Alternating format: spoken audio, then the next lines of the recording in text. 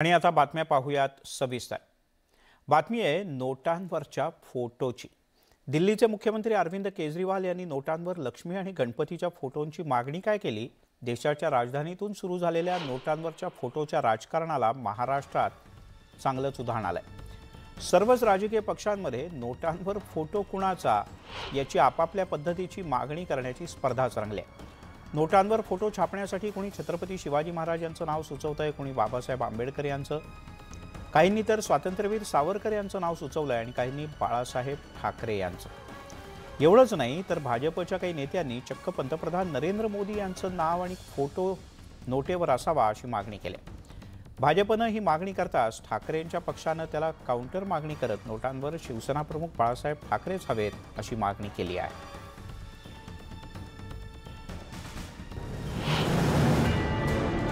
नोटांवरील फोटोवरून पेटलं राजकारण।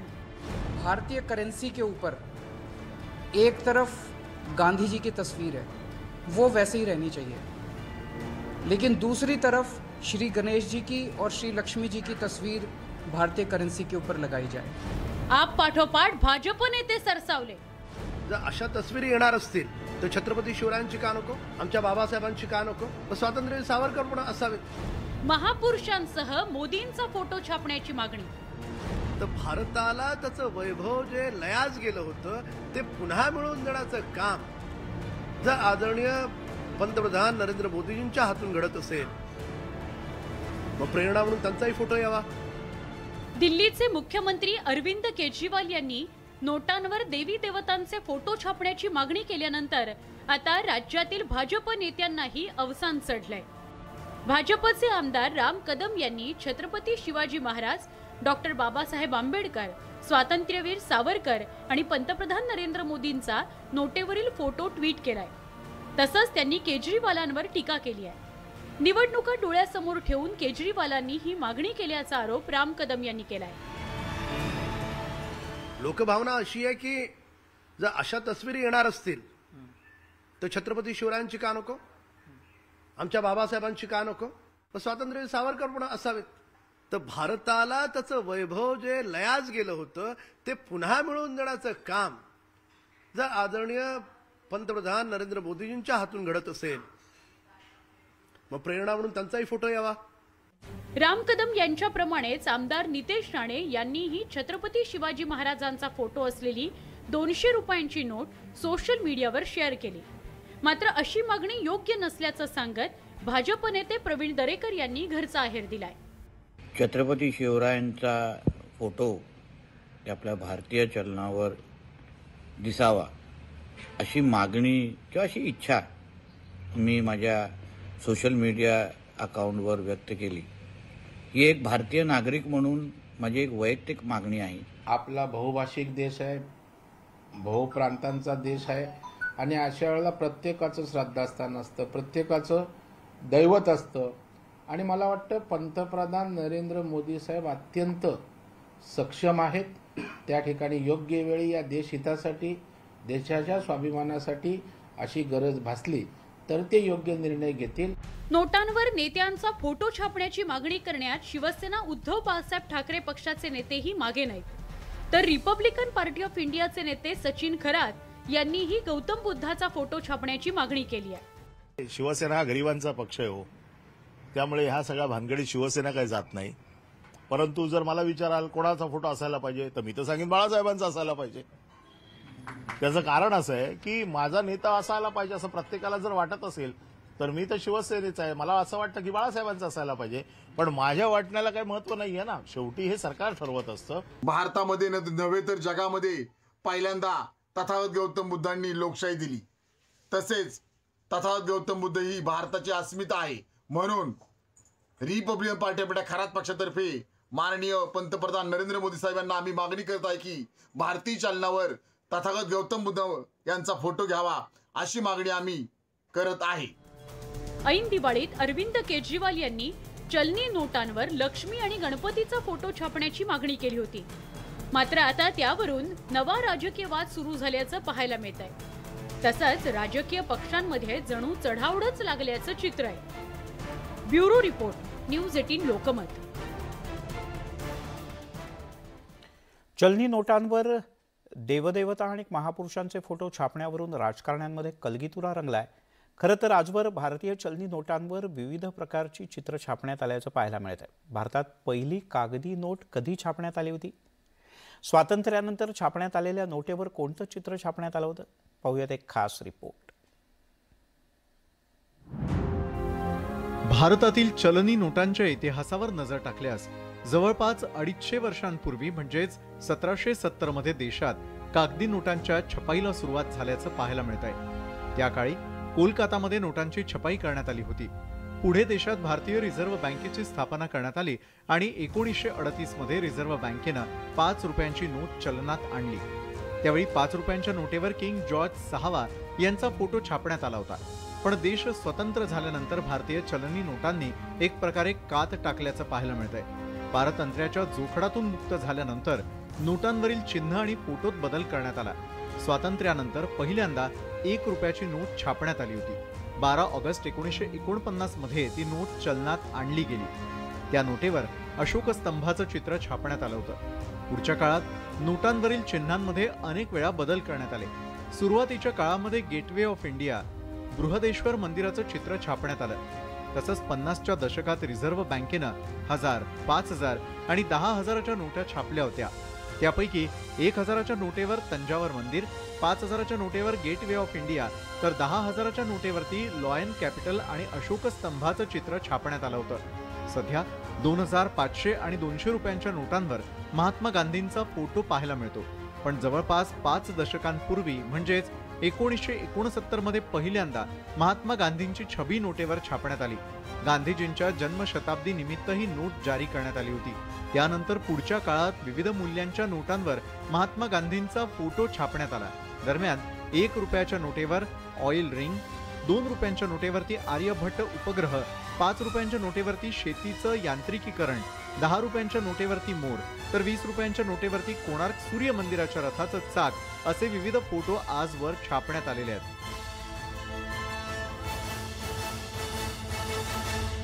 Bureau report, news 18 Lokmat. नोटेवर photo. तिकडे केंद्रीय मंत्री किरण रिजिजू यांनी जम्मू काश्मीरच्या मुद्द्यावरून पंडित जवाहरलाल नेहरू यांच्यावर टीका केली। जम्मू काश्मीरच्या 75व्या वर्धापन दिनी केंद्रीय मंत्री किरण रिजिजू यांनी नेहरूंच्या काश्मीर धोरणावर टीका करताना 75 वर्षांपूर्वी नेहरूंनी केलेल्या 5 मोठ्या घोडचुकांचे परिणाम भारताला अजूनही भोगावे लागत असल्याचं म्हटलंय। या घोडचुकांच्यामुळेच देशाला फाळणीच्या वेदना सहन कराव्या लागल्या। काश्मीरची भळभळती जखम अद्यापही कायम आहे, अशा शब्दात किरण रिजिजू यांनी आपल्या भावना व्यक्त केल्या।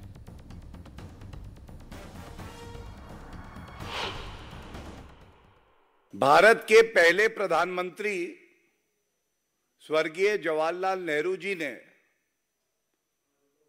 5 ऐसी बड़ी गलतियां करी, भूल करी, जिसकी एक बड़ी कीमत हमारे देश को और जो कश्मीर के नागरिक हैं उनको चुकानी पड़ी। नेहरूंवर आरोप करणं की नेहरूंमुळे काश्मीरची समस्या बनली हा निव्वळ खोडसाळपणा आहे। याचं कारण म्हणजे ज्या पंतप्रधान नरेंद्र मोदींनी या देशाला 50 वर्ष खड्ड्यात घेऊन टाकलेलं आहे, त्या पंतप्रधान नरेंद्र मोदींचं नाव पंडित जवाहरलाल नेहरूंपेक्षा कसं चांगलं आहे हे दाखवण्यासाठी दुसऱ्याला कसं तो चुकीचा आहे हे दाखवण्याचा हा पोरकटपणा भारतीय जनता पक्ष आणि RSS करत आहे। केंद्रीय गृहमंत्री अमित शाह यांच्या नेतृत्वात हरियाणामध्ये सर्वच राज्यातल्या गृहमंत्र्यांचं 2 दिवसांचं चिंतन शिबिर पार पडलं। या शिबिरात दहशतवादाच्या बद्दल माहिती देताना गृहमंत्री शाह यांनी गेल्या 37 महिन्यांमध्ये दहशतवादी घटनांमध्ये 34% घट झाल्याचं म्हटलंय। पाहूयात एक खास रिपोर्ट। दहशतवादाला अमित शहांचा लगाम। शहांच्यामुळे दहशतवादी धूम ठोकून पळाले। दहशतवादी हल्ले रोखण्यात शहांना यश। ज्या दहशतवाद्यांचा धसका अख्ख्या जगानं घेतलाय त्या दहशतवाद्यांनी आता भारतातून धूम ठोकले आणि त्याचं कारण आहे अमित शहा यांची दहशतवाद्यांमध्ये निर्माण झालेली दहशत. भारतात मागच्या 37 महिन्यात दहशतवादी घटनांमध्ये मोठी घट झाली आहे. 5 अगस्त के पहले के 37 महीने और 5 अगस्त के बाद के 37 महीनों में आतंकवादी घटनाओं में 34% की कमी आई है. दहशतवाद्यांवर लगाम लावल्यानंतर सुरक्षा रक्षक आणि नागरिकांच्या मृत्यू संख्येत सुद्धा मोठी घट झाली आहे. येणाऱ्या वर्षात हा दहशतवाद नाहीसा करण्यासाठी सगळ्यांनी एकत्र येऊन काम करण्याची गरज असल्याचं शाह यांनी म्हटलंय. बाद के 37 महीनों में आतंकवादी घटनाओं में 34% की कमी आई है. सुरक्षा बलों की मृत्यु में 64% की कमी आई है और नागरिकों की मृत्यु में 90% की कमी आई है. ये बहुत बड़ी उपलब्धि है. देशात भाजपचं सरकार आल्यापासून दहशतवाद्यांना चांगला चाप बसलाय. त्यामुळे शहांनी त्यांची दहशत अशीच सुरू ठेवावी आणि देशातून दहशतवाद्यांचा खात्मा करावा एवढीच अपेक्षा. Bureau report, news 18 Lokmat. दरम्यान याच दौऱ्यात गृहमंत्री अमित शहा यांनी एक महत्त्वपूर्ण घोषणा केली. NIAच्या आता प्रत्येक राज्यात शाखा स्थापन करणार असल्याचं त्यांनी म्हटलंय. एवढंच नाही तर 2024 पर्यंत प्रत्येक राज्यात या शाखा सक्रिय होतील असंही त्यांनी सांगितलं. सूरजकुंड इथे देशभरातल्या सर्व राज्यांच्या गृहमंत्र्यांच्या आयोजित केलेल्या 2 दिवसांच्या शिबिरात ते बोलत होते. NIA को व्यक्तिगत आतंकवादी घोषित करने के लिए UAPA के तहत अधिकार दिए गए हैं. अभी PFI पर प्रतिबंध लगाया गया. NIA को एक्स्ट्रा टेरिटोरियल क्षेत्र अधिकार देने का काम भी किया गया है और आतंकवादी से विचारधारा से अर्जित संपत्ति को जब्त करने का अधिकार भी NIA को दिया गया है. और हमने तय किया है 2024 तक देश के सभी राज्यों में NIA की शाखाओं को स्थापित कर एक दृढ़ आतंकवाद विरोधी नेटवर्क बनाने में हम सफल होंगे. पाकिस्तान व्याप्त काश्मीरमधील जनतेवर अन्याय आणि अत्याचार पाकिस्तान सातत्यानं करतंय आणि त्याचे परिणाम त्याला भोगावे लागतील अशा थेट आणि स्पष्ट शब्दात देशाचे संरक्षण मंत्री राजनाथ सिंह यांनी पाकिस्तानला खडे बोल सुनावत इशारा दिलाय. एवढंच नाही तर पाकव्याप्त काश्मीर अर्थात POK पुन्हा मिळवण्यासंदर्भातले काही संकेतही त्यांनी दिलेत. जम्मू काश्मीर आणि लडाख या केंद्रशासित प्रदेशांमधल्या सर्वांगीण विकासाचं लक्ष POK मधील गिलगिट आणि बल्टिस्तानपर्यंत पोहोचल्यानंतरच साध्य होईल असंही राजनाथ सिंह म्हणाले. अभी तो हमने उत्तर दिशा की ओर चलना प्रारंभ कर दिया है. हमारी यात्रा तो तब पूरी होगी जब हम 22 फरवरी 1949 को भारतीय संसद में सर्वसम्मत पारित हुए प्रस्ताव को अमल में लाएंगे और उसके अनुरूप हम अपने बाकी बचे हिस्से जैसे गिलगिट और बाल्टिस्तान तक पहुंचेंगे. आणि आता एक मोठी बातमी राजकीय पण आर्थिक सर्जिकल स्ट्राईकची. वेदांता फॉक्सकॉनवरून महाराष्ट्रात राजकारण रंगलेलं असतानाच आता आणखीन एक महत्त्वाचा प्रकल्प महाराष्ट्राच्या हातून गेल्याचं समोर आलंय. टाटा आणि एअरबस या कंपन्यांचा संयुक्त प्रकल्प गुजरातच्या बडोदा इथे गेलाय. भारतीय हवाई दलासाठी C-295 हे वाहतूक विमान बनवण्याची जबाबदारी टाटा एअरबसवर सोपवण्यात आली. कंपनी या विमानांची निर्मिती बडोदा इथल्या प्लांटमध्ये आता करणार आहे. 30 ऑक्टोबर रोजी पंतप्रधान नरेंद्र मोदी C-295 या ट्रान्सपोर्ट एअरक्राफ्ट निर्मिती प्रकल्पाची पायाभरणी करतील. दरम्यान हा प्रकल्प गुजरातमध्ये गेल्यामुळे महाविकास आघाडीकडून टीका होते. हा प्रकल्प राज्याबाहेर जाणं म्हणजे गुजरातचा पुन्हा एक सर्जिकल स्ट्राईक असल्याचा आरोप राष्ट्रवादीने केला. तर वर्षभरापूर्वीच एअरबस प्रकल्प गुजरातला गेला असून महाविकास आघाडीकडूनच हे पाप लपवण्याचा प्रयत्न करण्यात येत होता असा आरोप भाजपने केला.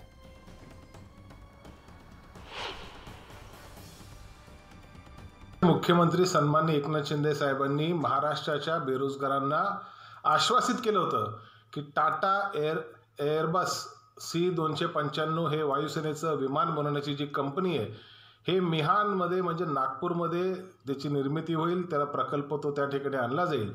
परंतु आज केंद्र शासनाने तो प्रकल्प गुजरातमध्ये नेला. परत एकदा महाराष्ट्रावर सर्जिकल स्ट्राईक गुजरातने केला आणि महाराष्ट्र राज्याचे मुख्यमंत्री एकनाथ शिंदे साहेब हे बघत राहिले.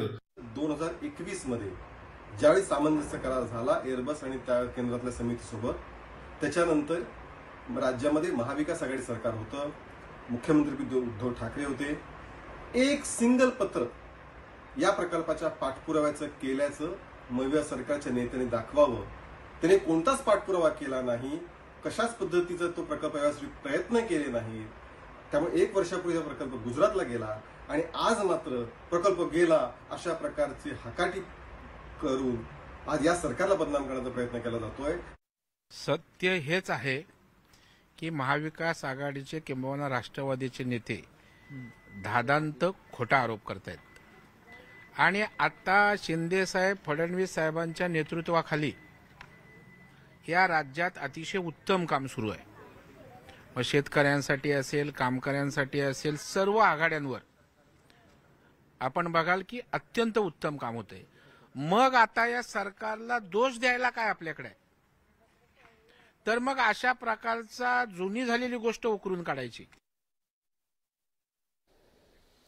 दरम्यान शिवसेना उद्धव बाळासाहेब ठाकरे पक्षानं एअरबस प्रकल्प गुजरातला गेल्यावरून टीका केली. एअरबस कोणामुळे गेली असा प्रश्न आदित्य ठाकरे आणि अरविंद सावंत यांनी उपस्थित केला. इतका अभिमान ऊर भरून आला होता की तरुण मुलगा एवढं मोठं कर्तृत्व सिद्ध करत असताना, पण त्या सगळ्या ह्याच्यामध्ये सुद्धा ते सगळं घालवलं आणि घालवताना पुन्हा म्हणजे विधानसभेत बोलले एक आणि बाहेर बोलतात दुसरंच आमच्यामुळे. मग आता काय झालं? आता कोणामुळे गेला? जनाची नाही मनाची असेल तर उद्योगमंत्र्यांनी पहिली राजीनामा दिला पाहिजे. उद्योगमंत्र्यांनीच राजीनामा दिला पाहिजे. महाराष्ट्रात देशभरातून लोक येतात, इथे नोकऱ्यांसाठी स्वप्न घेऊन येतात. त्यांचं इथे काय होणार, का हे निघून गेलं, ह्याचं उत्तर कधी ना कधीतरी मिळणार आहे का? हा चौथा मोठा प्रकल्प आहे जो आपल्या राज्यातून निघून गेला. हे नवीन गद्दार सरकार आपण बघितलं असेल, हे सतत म्हणतात की आमचं डबल इंजिनचं सरकार आहे. डबल इंजिनचं जेव्हा आमचं सरकार होतं म्हणजे आमचं इंजिन इकडचं आणि केंद्र सरकारचं, तेव्हा डॅव्होसमध्ये 80,000 कोटी असतील किंवा कोविडच्या काळात 6.5 लाख कोटीची गुंतवणूक महाराष्ट्रात आणली. आता राज्य सरकारचं जे इंजिन आहे ते फेल्ड इंजिन आहे.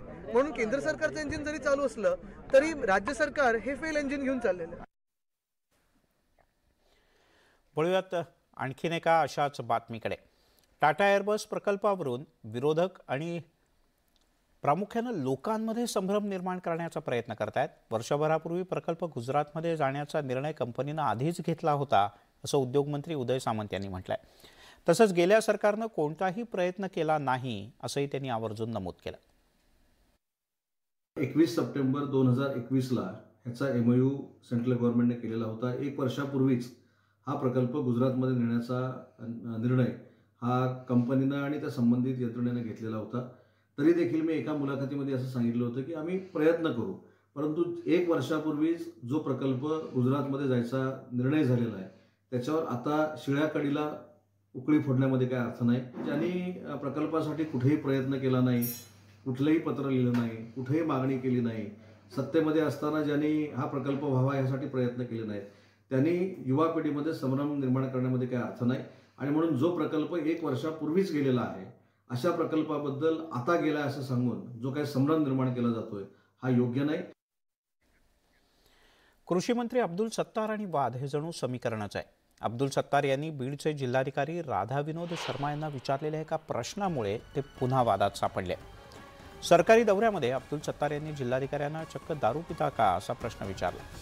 राज्याच्या कृषी मंत्र्यांनीच एका जिल्हाधिकारी पदावर काम करणाऱ्या वरिष्ठ अधिकाऱ्याला असा प्रश्न विचारणं कितपत योग्य आहे याबद्दल आता सोशल मीडियावर जोरदार चर्चा सुरू आहे. जिल्हाधिकारी हे प्रशासकीयदृष्ट्या अतिशय वरिष्ठ पद आहे. जिल्हाधिकाऱ्यांना आपण काय विचारतो याचं भानही कृषी मंत्र्यांना का राहिलं नाही असा प्रश्न उपस्थित होतोय. सत्तार यांनी चहा पित असताना तुम्ही दारू पिता का असा अजब सवाल केला. त्यामुळे खरं तर काही क्षण हसा पिकला. जिल्हाधिकाऱ्यांना क्षणभर काय बोलायचं ते कळलं नाही. मोबाईलचा कॅमेरा सुरू आहे कळल्यानंतर अब्दुल सत्तार काहीसे गोंधळले आणि अरे अरे म्हणत त्यांनी व्हिडिओ रेकॉर्डिंग बंद करायला सांगितलं.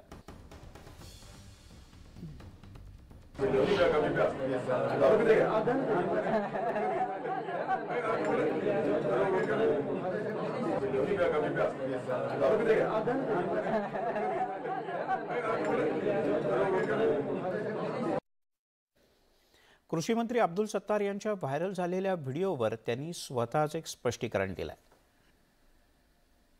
जिल्ह्याला माझी विनंती आहे की त्याच्या कामाचा मूल्य म्हणून का जिल्हाधिकाऱ्यांना बदनाम करण्याचा जो काही तो बीडमध्ये सर्वात चांगलं काम करतो मी त्याचं अभिनंदन केलं आहे. परंतु काही गोष्टी काही छोट्या मोठ्या काही चर्चा बी झाल्या काही लोक काही वेगळ्या होत्या काही लोकांना काही कामच राहिले तितकंच काम राहिला याचा एक याचा नुकता याचा चिना याचा अर्थ याचा तो उपरचा जो काय असतं वेलंटी खालची वेलंटी ही कशी लिहिली ती कशी लिहिली हे सर्व जे लोक हँग झालेले त्यांचं काम आहे. वळूयात पुढच्या बातमीकडे. आदित्य ठाकरे यांनी नाशिकमध्ये जाऊन नुकसानग्रस्त भागाचा दौरा केला. तब्बल अर्ध्या तासाच्या या दौऱ्यात त्यांनी शेतकऱ्यांच्यासोबत चर्चा केली. प्रशासनाला तातडीनं मदत जाहीर करायला लावू असं आश्वासन त्यांनी दिलं. उद्धव साहेबांनी फक्त तुमच्यासाठी आम्हाला इथे पाठवल्याचंही त्यांनी या शेतकऱ्यांना सांगितलं.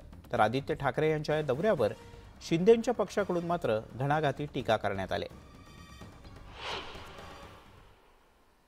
घोषणा हे एक वेगळे यंत्र झालेलं सरकारचं अनेक घोषणा झालेल्या आहेत पण कुठेही त्या घोषणेची अंमलबजावणी झालेली नाहीये.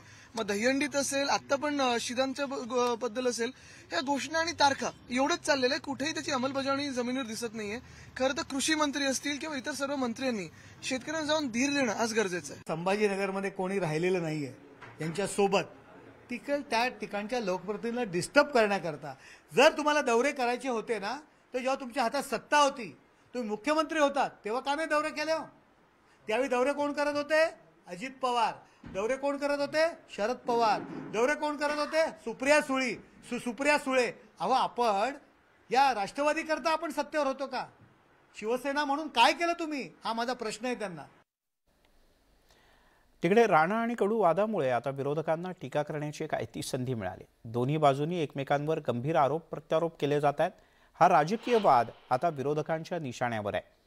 ठाकरे पक्षाच्या नेत्या सुषमा अंधारे यांनी राणा कडू वादावर अतिशय खोचक प्रतिक्रिया दिल्या.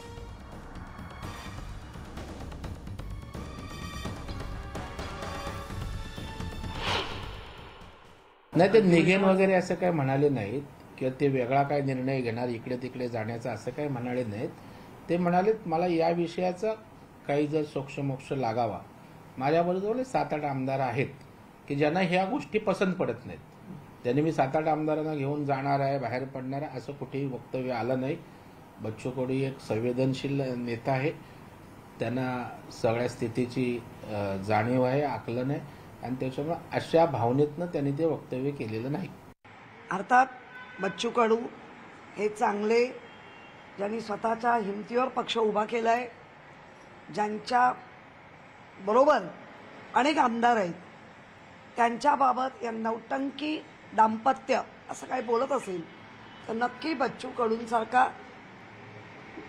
दिलदार पक्षप्रमुख म्हणून ते वागतायत तर त्यांना त्रास होणं बरोबर आहे.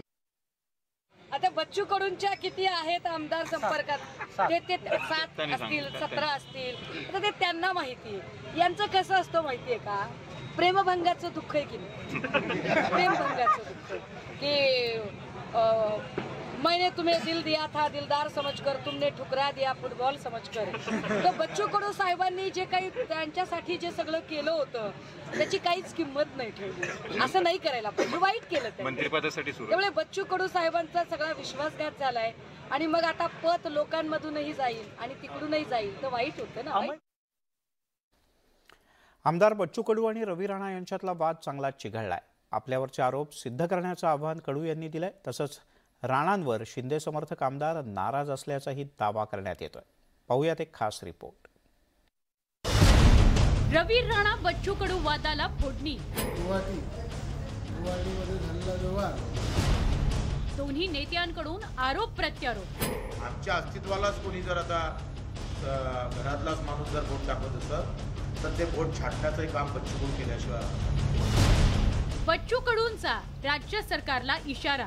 50 आमदारावर जेव्हा प्रश्नचिन्ह निर्माण होतं तेव्हा सीएमवर पण प्रश्नचिन्ह निर्माण होणार देवेंद्रजीवर प्रश्नचिन्ह निर्माण होणार. आमदार बच्चू कडू आणि रवी राणा यांच्यातील राजकीय वाद काही शमण्याचं नाव घेताना दिसत नाहीये. गेल्या काही दिवसांपासून सुरू असलेलं हे वाकयुद्ध आता शिगेला पोहोचलंय. राज्यातील सत्तांतरावेळी बच्चू कडू यांनी पैसे घेतल्याचा आरोप रवी राणा यांनी केला होता आणि त्यावरूनच या वादाची ठिणगी पडली आहे. कुठेतरी ते मोठ्या प्रमाणात दुःखामध्ये फ्रस्ट्रेशनमध्ये गेलेले आहे. कारण अचानक त्यांचं मंत्रिपद जाणं आणि त्याच्यानंतर त्यांनी दिलेला महाविकास आघाडीला धोक्यानंतर गुवाहाटीमध्ये झालेला व्यवहार, या सगळ्या गोष्टी ज्या पद्धतीनं ते पचवू शकले नाही. राणा यांच्या या आरोपावर आता बच्चू कडूंनी पुन्हा एकदा पलटवार केलाय. राणा यांनी आपल्यावर केलेले आरोप सिद्ध करावेत, अन्यथा माफी मागावी अशी मागणी कडू यांनी केली आहे. तसंच त्यांनी राज्य सरकारला थेट इशाराही दिलाय. आमच्या अस्तित्वालाच कोणी जर आता घरातलाच माणूस जर बोट दाखवत असेल तर ते बोट छाटण्याचंही काम बच्चू कडू केल्याशिवाय राहणार नाही. आणि मग यासाठी 1 तारखेला आम्ही राणाला वेळ दिलेला आहे.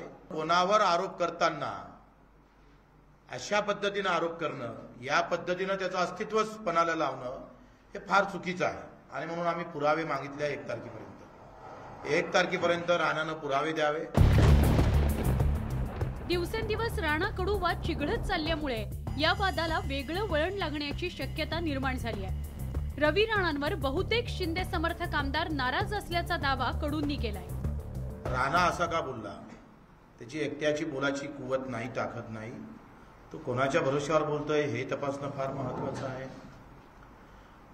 त्यानं एकावरच प्रश्नचिन्ह निर्माण केले नाही, फक्त बच्चू कडूवर प्रश्नचिन्ह नाही तर 50 आमदारावर प्रश्नचिन्ह निर्माण झाले आहे. मग 50 आमदारावर जेव्हा प्रश्नचिन्ह निर्माण होतं तेव्हा सीएमवर पण प्रश्नचिन्ह निर्माण होणार, देवेंद्रजीवर प्रश्नचिन्ह निर्माण होणार.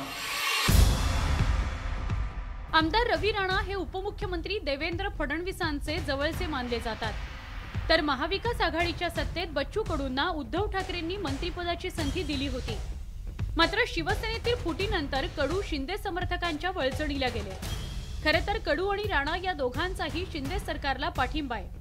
मात्र गेल्या काही दिवसात या दोघांमध्ये जोरदार वाकयुद्ध पेटलंय. आता या वादाच्या झळा शिंदे फडणवीस सरकारला बसण्याची शक्यता निर्माण झाली आहे. Bureau report, news 18 Lokmat. आपण पाहताय दिवसभराच्या बातम्या. काँग्रेस आणि राष्ट्रवादीतले आमदार फुटण्याच्या तयारीत असल्याचा दावा केंद्रीय मंत्री रावसाहेब दानवे यांनी केलाय. शिंदे गट फुटण्याआधी राष्ट्रवादी आणि काँग्रेसमधलेच आमदार पळतील असा टोलाही त्यांनी लगावला. शिंदे गटातल्या एकाही आमदाराला भाजपमध्ये घेणार नाही असं त्यांनी सांगितलं. त्याच वेळेला पातळी सोडून आदित्य ठाकरे यांनी बोलू नये असा सल्लाही दिला. शिवाय खोतकर आणि माझ्यात आता कोणताही वाद आणि कटुता नाही असंही दानवे म्हणाले. शिंदे गटातल्या एकाही आमदाराला आमच्या गटात घेण्याचं काही कारण नाही, कारण आम्ही दोघं एकच आहेत. आता आम्ही सरकार चालवतो आणि आम्हाला सरकार चालवायचं आहे. आता उर्वरित काळ पूर्ण करायचा आहे आणि पुढच्या 5 वर्षाला आम्हाला सरकार निवडून आणायचं आहे. त्यामुळं जर कधी उद्धवजी ठाकरे साहेब, काँग्रेस आणि राष्ट्रवादी काँग्रेस असं म्हणणार नाही की शिंदे गटातले माणसं फुटणार आहे, तोपर्यंत त्यांच्याजवळ असलेले जे आमदार आहेत ते पक्के राहणार नाही. कारण ते बी पळण्याच्या तयारीत आहे. आपल्याजवळ असलेले पळू नये म्हणून ही अफवा सोडलेली त्यांनी. त्यामुळे हे काही पळत नाही कुठं. आम्ही कोणावर तुटून पडलेलो नाही. वयाचा एक भाग असतो. त्यांच्या वयाप्रमाणे, त्यांच्या सिनियरिटीप्रमाणे जर त्यांनी वक्तव्य केले तर भाजपचा कोणताही नेता त्यांच्यावर तुटून पडण्याचं काही कारण नाही आहे. बोलण्यामध्ये वयाचा एक भाग असतो, सिनियरिटीचा एक भाग असतो. त्यांनी उठावून मोदीजीवर बोलावं, त्यांनी उठावून देवेंद्रजीवर बोलावं. ही पातळी सोडून बोलणं चुकीचं आहे.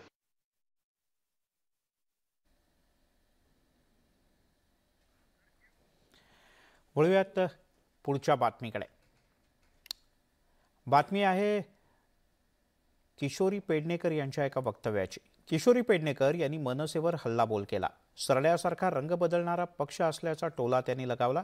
किशोरी पेडणेकर यांच्या या आरोपांना मनसेनं सुद्धा जोरदार प्रत्युत्तर दिलंय. त्यामुळे निर्माण झालेला वाद लवकरच मिटण्याची चिन्ह नाहीत. सरड्यासारखी भूमिका बदलणारा पक्ष, त्यांच्या समोर तर सरडाही लाजेल. सरडा पण लाजेल एवढी भूमिका बदलतात. इप्सित साध्य झाल्यानंतर भोंगा बंद. भोंगे वाजवले, इप्सित साध्य. किशोरी पेडणेकर यांचा मनसेवर हल्लाबोल. ते निखिलास खोटं बोलायचं आणि परत तेच करायचं. नव्या राजकीय वादाचा वाजला भोंगा. भोंगे पण पुन्हा भोंगे बाहेर आली. शिवसेना ठाकरे गट आणि मनसेतलं राजकीय वैर सर्वश्रुत आहे. किशोरी पेडणेकर यांनी जुने संदर्भ देऊन मनसेवर जोरदार टीका केली. महाविकास आघाडीचं सरकार असताना राज ठाकरे यांनी भोंग्यांचा मुद्दा हाती घेतला होता. मशिदींवरील भोंग्यांचा आवाज प्रमाणापेक्षा जास्त वाढला तर हनुमान चालीसा लावा अशी भूमिका राज ठाकरे यांनी घेतली होती. मशिदींवरती लागलेले भोंगे हे खाली उतरवावेच लागतील. ज्या मशिदीच्या बाहेर हे भोंगे लागतील त्याच्या दुप्पट समोर स्पीकर लावायचे आणि हनुमान चालीसा लावायचा. राज ठाकरे यांच्या भूमिकेमुळे तत्कालीन महाविकास आघाडी सरकारची कोंडी झाली आणि तोच धागा हाती पकडून भोंग्यांच्या मुद्द्यावरून किशोरी पेडणेकर यांनी मनसेच्या भूमिकेवरती प्रश्नचिन्ह उपस्थित केलंय. अरे सरडा पण लाजेल एवढी भूमिका बदलतात. भोंग्यांवरना अगदी लेटेस्ट भोंगे वाजवले, इप्सित साध्य. भोंगे पण पुन्हा भोंगे बाहेर आली. काय कुठल्या गोष्टी तुम्ही लोकांना म्हणजे तुम्ही इतकं लोकांना गृहीत धरायला लागलात. ते निखिलास खोटं बोलायचं आणि परत तेच करायचं. किशोरी पेडणेकर यांनी केलेली टीका मनसेच्या चांगलीच जिव्हारी लागले. त्यामुळे मनसेनं शिवसेना ठाकरे गटानं आतापर्यंत बदललेल्या भूमिकांचा पाढाच वाचलाय. किशोरीताईंचं वक्तव्य जे आहे ना इतकं काही मनावर घेण्यासारखं नाहीये. कारण सांगू तुम्हाला, ते सुषमा अंधारे जेव्हापासून पक्षात आलेत ना तेव्हापासून या सगळ्यांची मानसिक संतुलन बिघडलेली आहेत. त्यात ह्या किशोरीताई देखील आहेत. यांच्या डोळ्यासमोर आहे ना अंधारे आली आहे सगळ्यांच्या. आणि टीव्हीच्या स्क्रीनवर सतत दिसावा हा 8 तास का आहे कळत नाही. संजय राऊतांचं काय झालं रोज टीव्हीच्या स्क्रीनवर दिसून, ती वेळ तुमच्यावर येऊ नये. राजकीय पक्षांच्या भूमिका नेहमीच कायम राहत नाहीत. सत्तेत असताना आणि विरोधी पक्षात असताना घेतलेल्या भूमिका अनेकदा जुळत नाहीत आणि त्यामुळेच ज्या भूमिका जुळत नाहीत त्यावरून टीका केली जाते. तसं पाहिलं तर त्याला कोणीही अपवाद राहिलेला नाही. परिणामी आरोप प्रत्यारोपांची राळ नेहमीच उडवली जाते. Bureau report, news 18 Lokmat. Kolhapur विमानसेवेला अधिक गती लवकरच येणार आहे, कारण येत्या 3 नोव्हेंबरपासून कोल्हापूरच्या विमानतळावर नाईट लँडिंग सुरू होत आहे. दिवाळी पाडव्याच्या मुहूर्तावर या विमानतळावर नाईट लँडिंगची चाचणी पार पडली, जी यशस्वी झाली. त्यामुळे आता कोल्हापूर विमानतळ अधिक सक्षम झाल्याचं खासदार धनंजय महाडिक यांनी न्यूज 18 लोकमतशी बोलताना सांगितलं. तसंच कार्गो विमानसेवेचा प्रस्ताव सुद्धा केंद्राकडे पाठवण्यात आला असून दिल्ली गोवा विमानसेवा लवकरच सुरू होईल असा विश्वासही त्यांनी व्यक्त केला. कोल्हापूरच्या विमानतळाला छत्रपती राजाराम महाराज यांचं नाव देण्यात येणार असल्याचंही त्यांनी आवर्जून सांगितलं.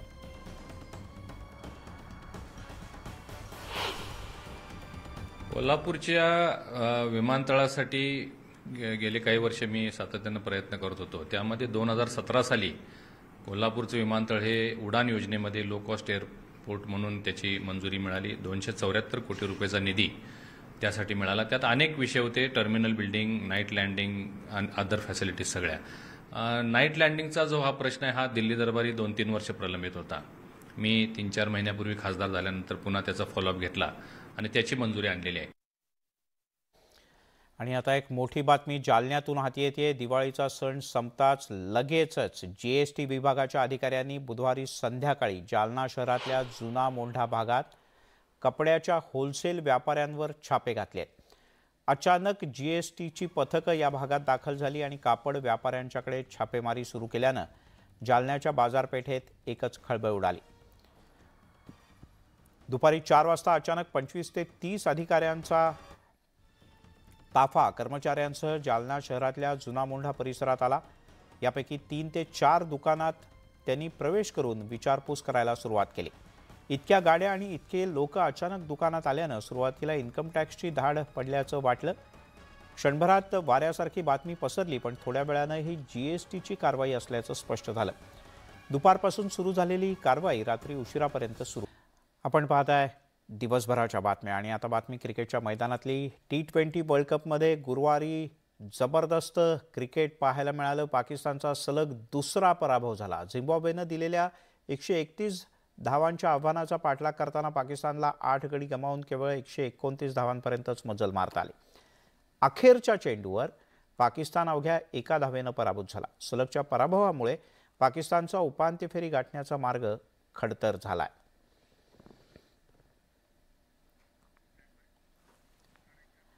तिकडे ऑस्ट्रेलियात सुरू असलेल्या T20 वर्ल्ड कपमध्ये भारतानं नेदरलँडचा 56 धावांनी पराभव केला. भारताच्या 179 रन्सच्या आव्हानाचा पाठलाग करताना नेदरलँडला केवळ 9 गडी गमावून 123 धावांपर्यंतच मजल मारता आली. सलग 2 विजयांसह टीम इंडिया ग्रुप बी मध्ये टॉपवर पोहोचले. भुवनेश्वर कुमार, अर्शदीप सिंग, अक्षर पटेल आणि रविचंद्रन अश्विन यांनी प्रत्येकी 2 विकेट्स घेतल्या. तर पहिल्यांदा फलंदाजी करताना रोहित शर्मा, विराट कोहली आणि सूर्यकुमार यादव यांनी अर्धशतक झळकावले. भारताचा पुढचा सामना रविवारी दक्षिण आफ्रिकेबरोबर होणार आहे.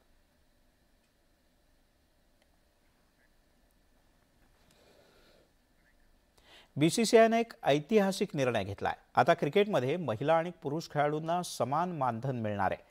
BCCIचे सचिव जय शाह यांनी ही एक मोठी घोषणा केली. या निर्णयामुळे क्रिकेटमधील महिला आणि पुरुष खेळाडूंमधला भेदभाव संपणार आहे.